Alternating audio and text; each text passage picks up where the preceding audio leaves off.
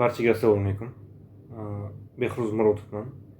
Oilaviy masalalarda 1,5 yildan beri men hech qanaqa chiqish qilmagandim.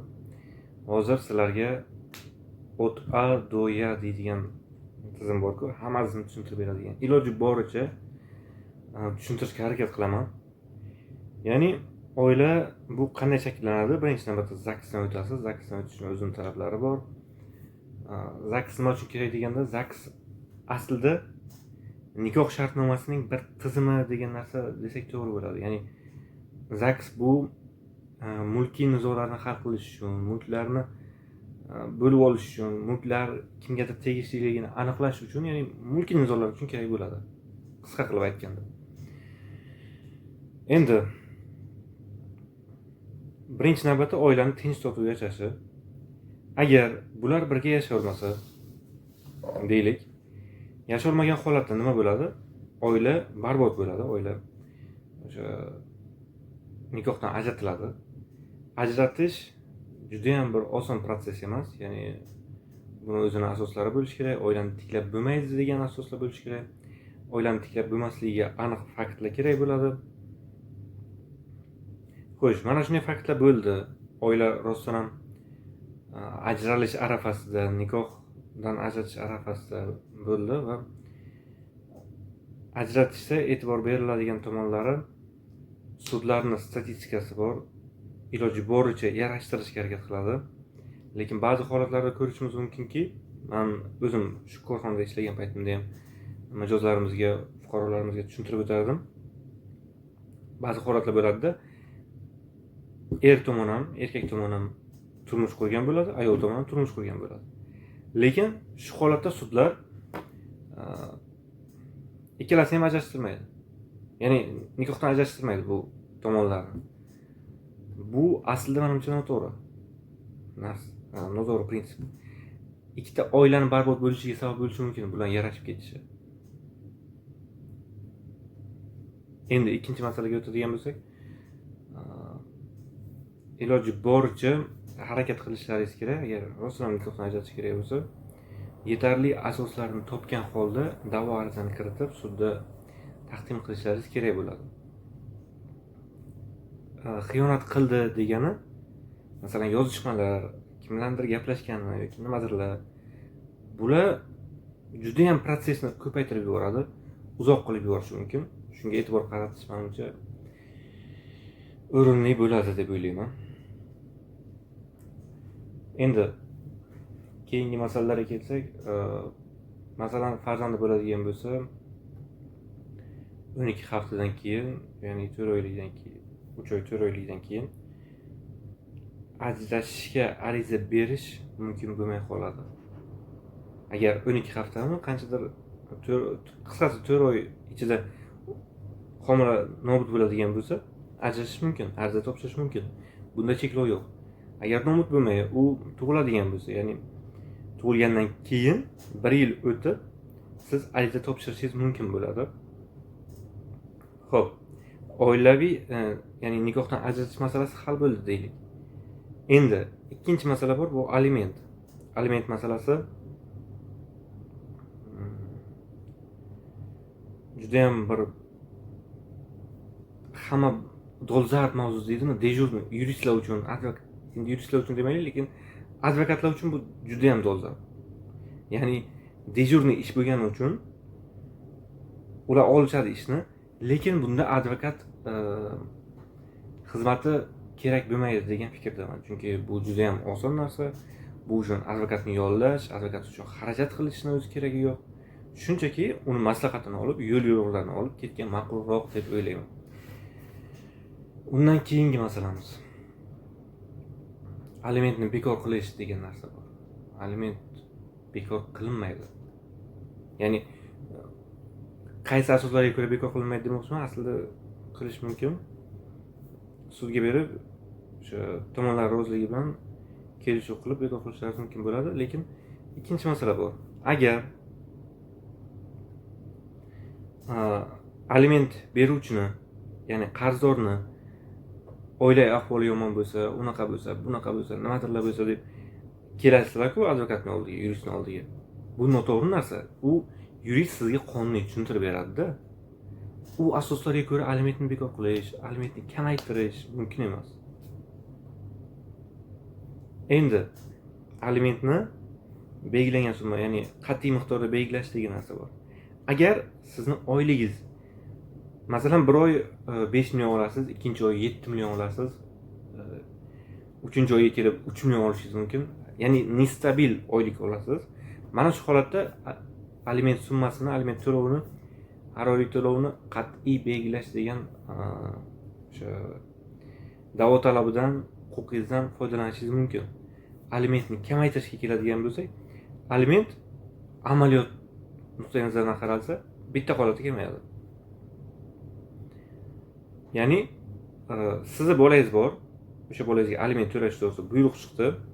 Buyruq chiqqandan keyin sizning ikkinchi bolangiz ham bor. Ikkinchi ayolingizdan ikkinchi bolangiz ham bor. U ham sizni o'sha aliment undirish to'g'risidagi sud buyrug'ini chiqarish uchun sudga berdi va buyruqni chiqartirib oldi. Endi bittadan bola bo'ldi-ku.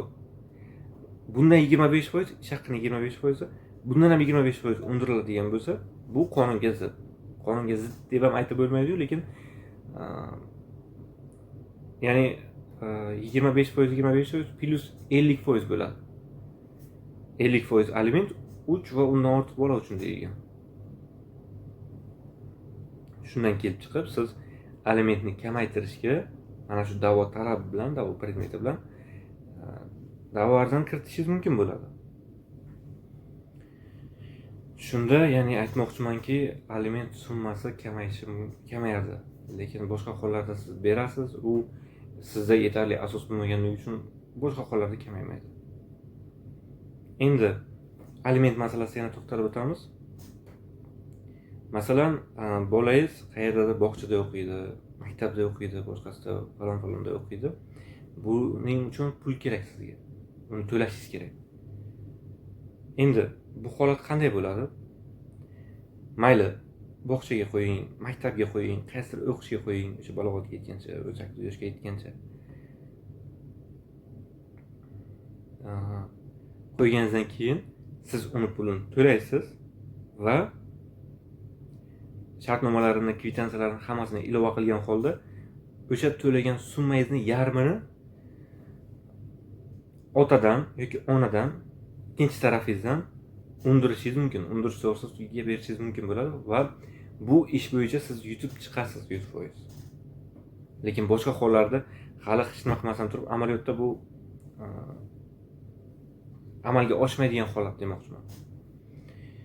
Endi keyingi masalaga to'xtaladigan bo'lsak, chetga chiqish degan narsa bor. Garov mumkin qo'yishingiz kerak. Kelishuv qilib, notarial kelishuv qilib,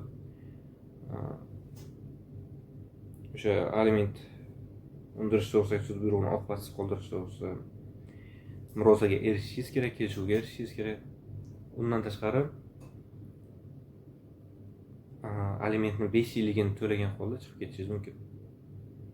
Lekin bu qanday bo'ladi? Bolangiz 18 yoshga yetishiga 5 yil qo'ygan bo'lish kerak demoqchiman.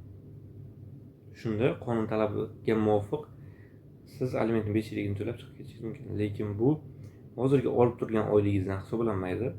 Mehnatga haq to'lashning eng kam miqdoridan, ya'ni O'zbekiston hududida belgilangan eng kam miqdoridan kelib chiqiladi. Eng kam miqdori hozirgi kunda 1.155.000 so'm.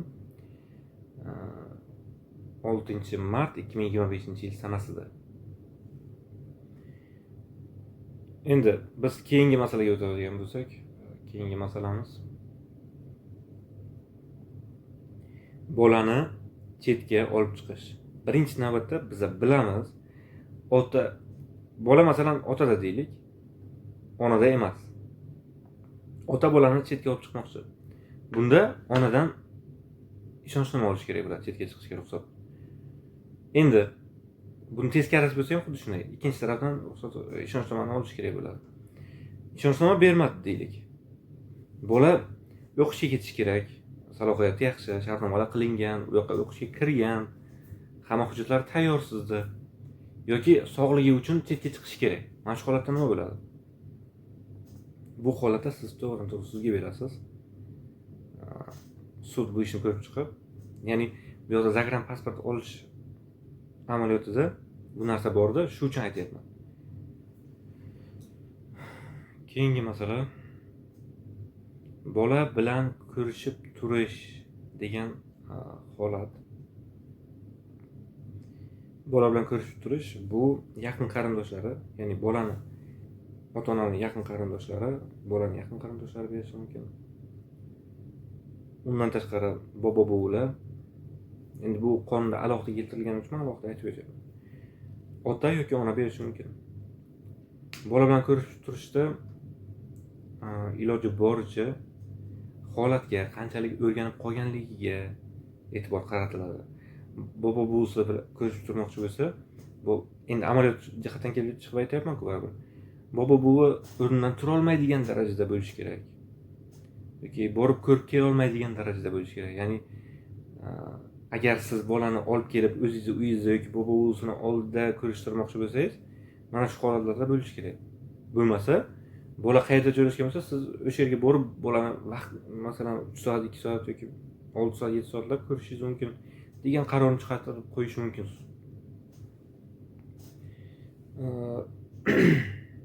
Keyingi masala bizda otani ko'rishib turish yoki onani ko'rishib turish ham xuddi shu holatda bo'ladi. Men umumiy qilib aytib ketyapman. Qolgan jihatlarini bizning o'sha yuridik otik kompaniyasini mutaxassislaridan so'rab olishingiz mumkin va sizga hujjatlar ham tayyorlab beriladi bu masalalarda. O'sha biz bular tayyorlab bergan hujjatlar asosida siz malakali birinchidan yuridik yordamni olgan bo'lasiz. Undan tashqari masalangizni hal etilishida gрамотно yondashgan holda ishingiz tezroq hal bo'lishi mumkin va kam chiqimroq bo'lishi mumkin. Men pul to'lanmaydi bu yoqqa demoqchi emasman, lekin siz boshqa yo'llar orqali vaqtingizni sarflab, naqdingizni sarflaguncha aniq yo'l orqali borib o'sha ishni qilganingiz menimcha yaxshi deb o'ylayman. Yana bu endi taklif. Bolani olish masalasi juda ham bir og'ir tema, ya'ni hammamiz bilamiz. Bola 10 yoshdalik paytida undan so'raladi, kim bilan qolmoqchisan, otang bilanmi yoki onang bilanmi deyiladi. 10 yoshga kirmadi deylik. Bu holatda qanday qilasiz? Bu holatda xiyonat qildi, onasi falonchi, onasi unaqa, onasi bunaqa deganni aslida foydasi yo'q. Yoki otani aytadigan bo'lsa, ota alkash, unday, bunday nimadirlar deyishni foydasi yo'q. Sababi bolani tarbiyasiga ta'sir o'tkazadigan, onani qo'lda qoladigan bo'lsa, mana shunaqa holatlar kelib chiqishi mumkin, ya'ni salbiy holatlar kelib chiqishi mumkin deb asoslab beradigan va bolaga nisbatan noinsoniy bo'lgan, ya'ni jarohat yetkazadigan, nimadirlar qiladigan, qanaqadir g'ayriqonuniy, g'ayriinsoniy harakatlarni amalga oshiradigan ota yoki onadan olish kerak bo'lsa, mana shuni isbotlab berishingiz kerak. 10 yoshgacha bo'lsa demoqchiman. Chunki buni sud belgilaydi-da. Sud belgilash uchun siz asoslarni keltirib berishingiz kerak. Otalik yoki onalik huquqini cheklash yoki ularni onalik yoki otalik huquqidan mahrum qilish bu qayta tartibda amalga oshiriladi. Bularning barchasi sud tartibida amalga oshiriladi. Endi taraflardan biri alimentni to'lamagan bo'lsa, u otalik yoki onalik huquqidan mahrum bo'ladi. Qolgan holatlari endi uni xulq-atvori yoki boshqalarga qaratilishi mumkin. Bolaga nisbatan masalan qaysidir joyini qasddan kuydirgan, qasddan jarohat yetkazgan, tan jarohatlari hozirgacha chandiqlarda saqlanib qolganligini isbotlasangiz, o'sha holatlarni isbotlasangiz, bu holatda sud haqiqatan ham onalik huquqidan mahrum qilib beradi. Endi men bunday qilib tushuntirishim, ya'ni mana shu kodeks, mana shu moddasi mana shunaqa deyilgan demasdan turib, men bunaqa tushuntirishim sababi sizlarga yaxshiroq yetib borsin degan ma'noda tushuntiryapman.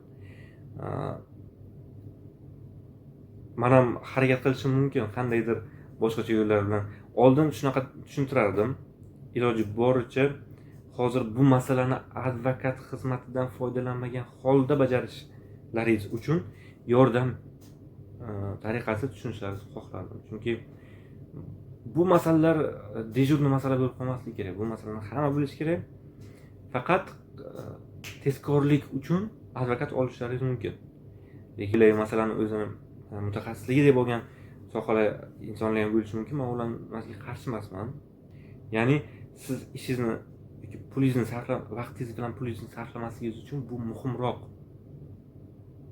Shuni inobatga olib, ularning maslahatdan, ularni tayyorlab beradigan hujjatlaridan foydalaning. Lekin sudga borib baribir o'zingiz gapirishingiz kerak-da.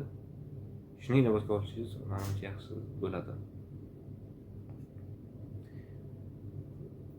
Pastda nomerlarimizni qoldiramiz. Biz bilan bog'lanib turib, bizdan huquqiy maslahatlar, huquqiy yordam, mediatsiya xizmatlaridan foydalanishingiz mumkin. Chunki sudgacha muammoni hal qilish juda ham muhim omillarga aylanib qolgan hozirgi kunda. Keyingi mana shunaqa men tushuntirish videolarini chiqarganimcha sog' bo'lasizlar.